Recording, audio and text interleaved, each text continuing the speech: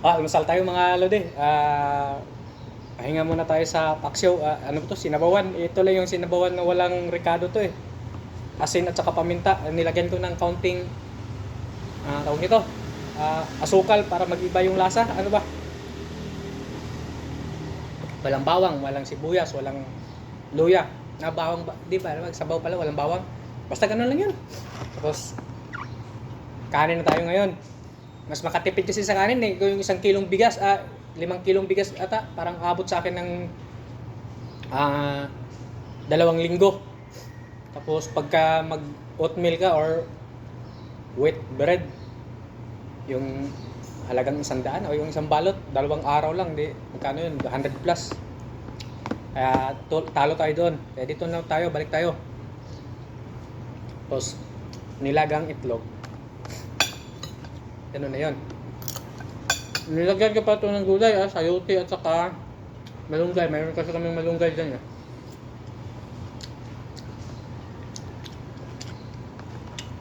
Magkamay na lang ako. Parang mabilis.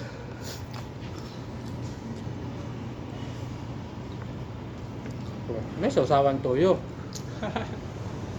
Gumamit na ng asin, gumamit pa ng toyo. Ayan, nga.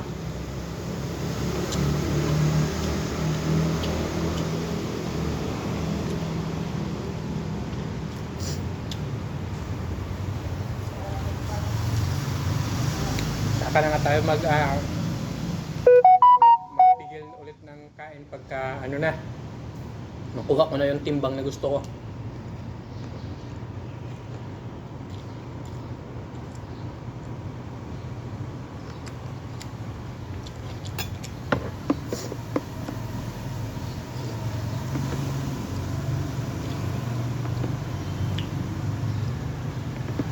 Nilagyan ko ng konting suka. Tapos ano ba?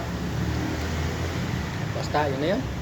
Bahala na yung lasa na yan. Basta importante luto.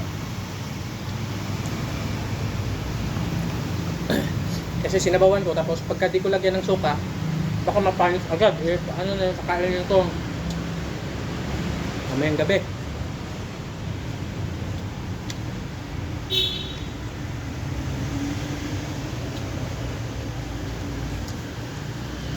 Yun naman yung naisip ko.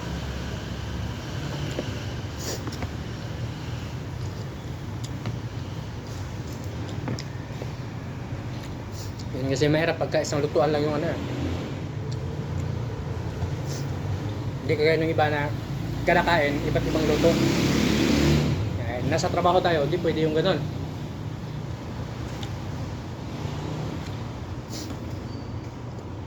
Bahala rin magluto-luto. Kaya maganda yung isang lutuan lang pagka meron ng mga tao or staffs. Kain ka na lang kain. Madali na lang isingit pagkain kaysa magsingit kapag pagluto.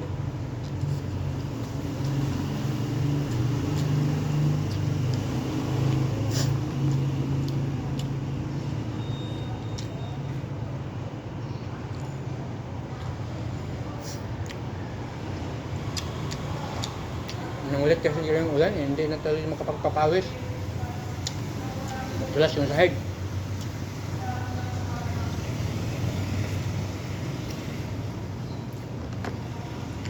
Mainit man. Tulog din.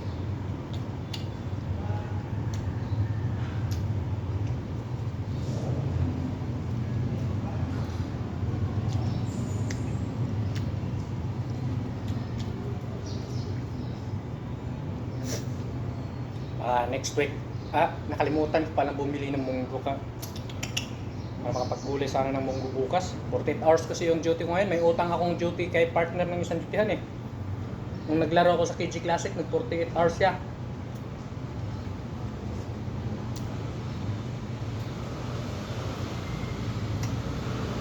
Kaya ngayon, ako naman yung mag 48 hours para buo pa rin yung sasahorin ko ngayon, darating na sahuran. Hindi ako bawin natin dito. Wala akong sahod. Lalo magkawindang-windang yung budget ko.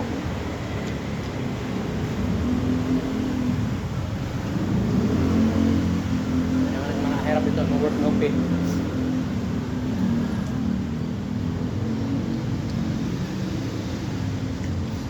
Ito yung kabady ko. Walang problema pag pinakausapan mo. Automatic yun.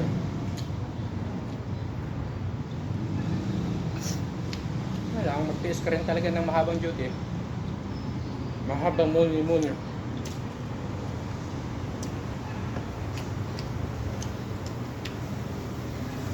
Okay lang magmuni-muni ng napakahaba, wag lang mawala ng sahod.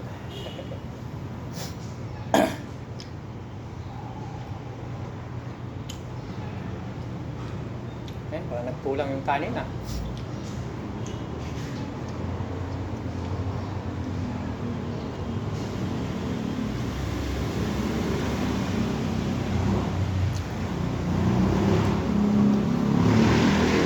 Dagdag yung kung ganun. Okay, ganun. Bawasan na lang natin yung pagkain ito para sa tanghalian.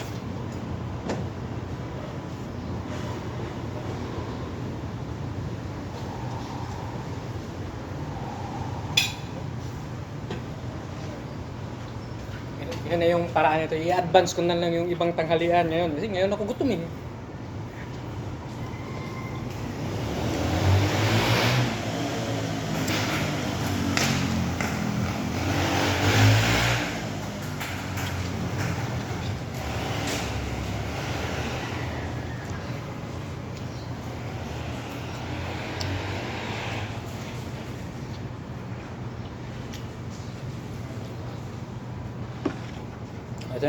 Ito na yung balik kain sa parang kain na sa probinsya lang. Unlimited kanin. Kasi ito lang yung mas mura, yung kanin lang naman yung mas mura eh. Kaya sa bumili ka ng ulam, napakamahal. Kaya damihan na lang yung kanin.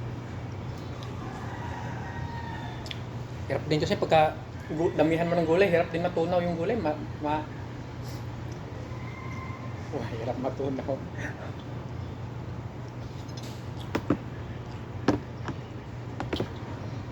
Yan ang mahirap, maarte rin kasi yung tiyan ko eh. Pag sobrang daming gulay, hindi mo tunawan. Bagal yung pantunaw ko. Kaya bawiin na lang natin sa kanin.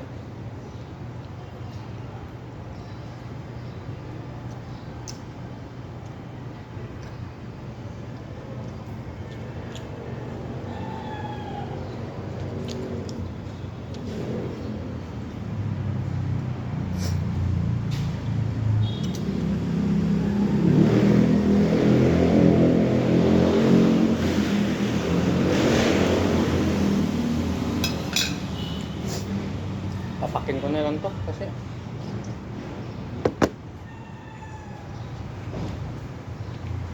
wala na akong kanin mamayang tanghali. Pag ubusin ko yung kanin ko ngayon hanggang mamayang gabi pa.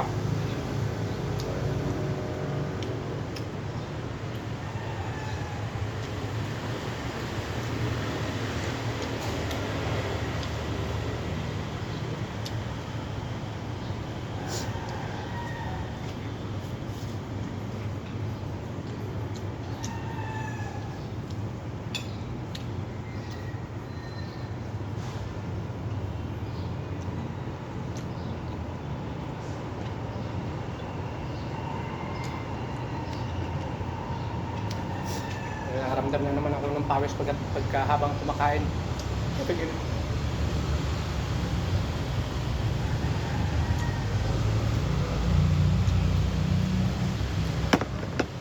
Matagal na panahon na hindi ako pinapapawisan habang kumakain eh. Dahil puro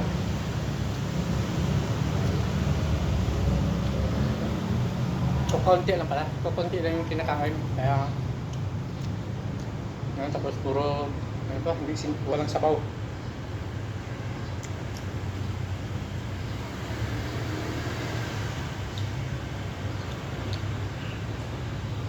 Tapak na tayo kasi wala na tayong pangtanghalian at saka kainin pa rin yung kanin eh. Makapunan.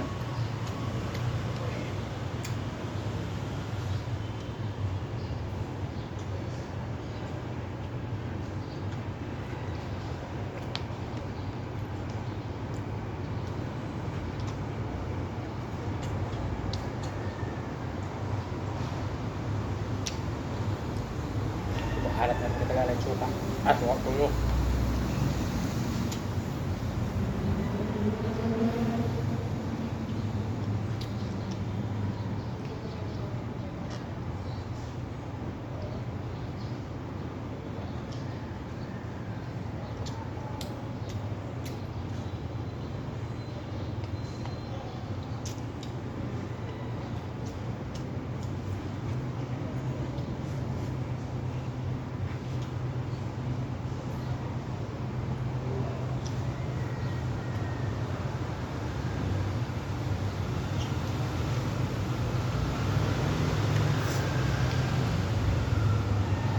Dahil isang linggo na pala ako isang linggo na mahigit pala hindi nakapagbuhat, kaya ito lang muna ipopost natin. Puro kain-kain lang muna.